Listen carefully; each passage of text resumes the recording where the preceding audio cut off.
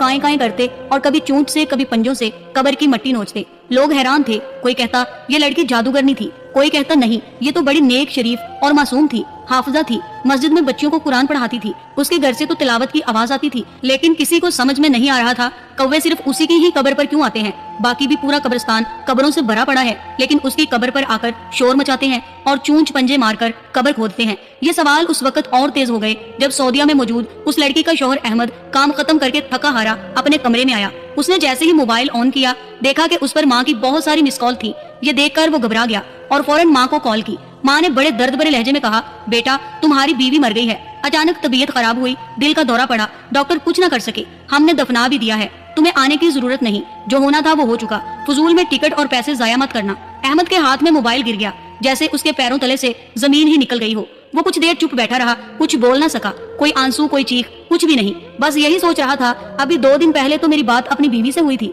उसने तो कभी कोई शिकायत नहीं की, कोई बीमारी या किसी घर के मसले के लिए मुझे कभी नहीं बताया, आज उसकी मौत और मुझे बुलाया भी नहीं गया और मेरी बीवी को दफना भी दिया गया, आखिर ये माजरा क्या है। उससे रहा ना गया, फिर खामोशी से फ्लाइट बुक करवाई और अगली सुबह पाकिस्तान पहुंच गया। घर पहुंचा तो दरवाजा खुला था, अंदर सेहन में उसकी माँ बैठी कपड़े तय कर रही थी, ऐसे जैसे कुछ हुआ ही ना हो, जैसे सब कुछ मामूल के मुताबिक हो। अहमद रंधी हुई आवाज में बोला, अम्मी आपने मुझे क्यों नहीं बुलाया, इतनी बड़ी बात हो गई, मेरी बीवी दुनिया से चली गई और आपने मुझे बुलाया